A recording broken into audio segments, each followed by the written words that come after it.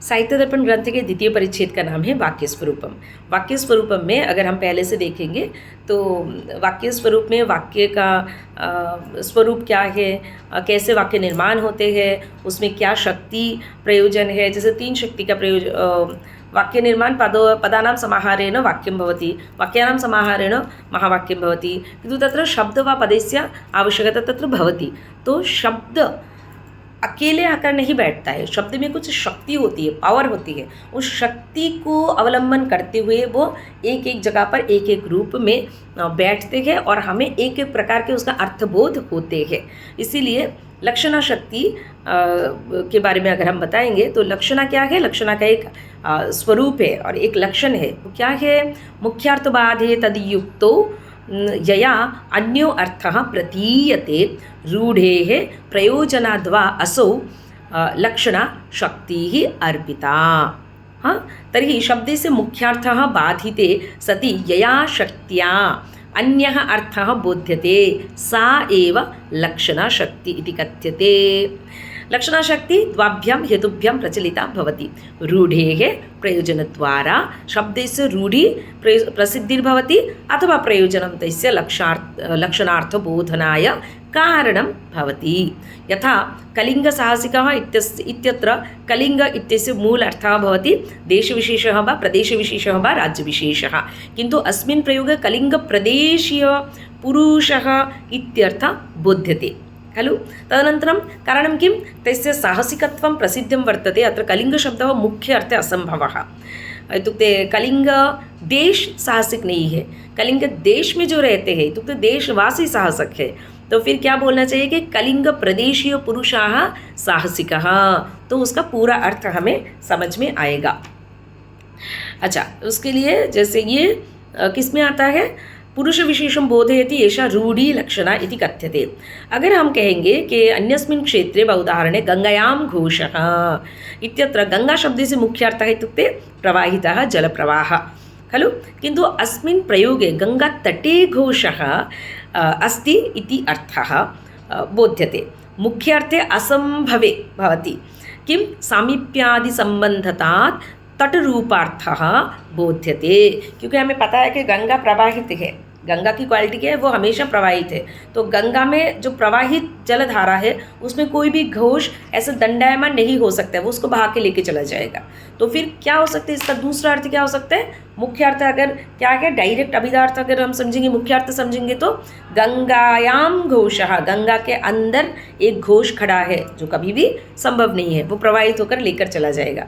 तो हमें दूसरा मतलब डायरेक्टली ना समझकर इनडायरेक्टली अगर हम समझने की कोशिश करेंगे तो क्या हो सकता है कि गंगा के समीपवर्ती तट में घोष है, ये अर्थ हो सकता है। तो डायरेक्ट अर्थ तो नहीं होगा, तो थोड़ा सा मुख्य अर्थ में बाधा होकर जो हमें दूसरा अर्थ समझने के लिए मजबूर कर देगा, दूसरा अर्थ अन्वेषण करने के लिए मजबूर कर देता है, वही तो लक्षणा है। और गंगायाम घोष क्या होता है कि प्रयोजन मूल लक्षणा का, प्रयोजन लक्षणा का उदाहरण है। तो इसमें और एक विषय ये कहा जाता है कि प्रयोजनम अस्ति कारणम गंगातटे स्थितिः तटभूमि शीतत्वं पावनत्वं च मुख्यं गुणमिति यस्य कस्यचित् सम्बन्धिना अर्थबोधनं लक्षणया न संभवति, यतः तत्र अतिप्रसंगः स्यात्, अतः रूढे प्रयोजनद्वारा लक्षणशक्ति अर्पिता भवति इति निष्कर्षः। शब्दस्य शक्तिषु लक्षणशक्ति विशिष्टा भवति खलु।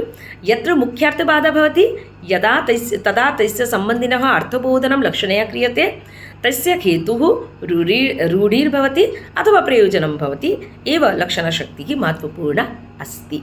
तद् अन्तर्गत भवति उपादानलक्षणा लक्षणा।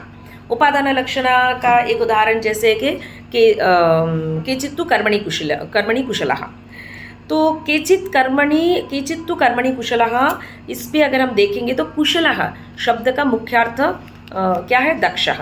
अच्छा, यहाँ पर रूढौ उदाहरण रूपेण वदन्ति खलु।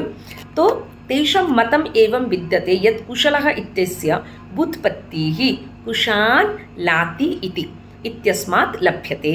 अस्य व्युत्पत्त्या मुख्यार्थः कुशग्रहणम् इत्युक्ते कुशग्रहणम् इत्युक्ते कुशस्य ग्रहणं करणीयं, किन्तु प्रयोगो अयम् असम्भवः सन् दक्षता इत्यर्थं बोधयति। कारणं यत् दक्षता एवं विवेचकत्वं कुशग्रहणस्य विशेषधर्मः अस्ति। एवं मुख्यार्थबाधे अन्य अर्थः बाध्यते, अतः विवेचकत्वादि साधर्म्यसम्बन्धेन दक्षरूपम् अर्थः बोध्यते खलु। इत्यनेन रूढिलक्षणः उदाहरणरूपेण कथ्यते।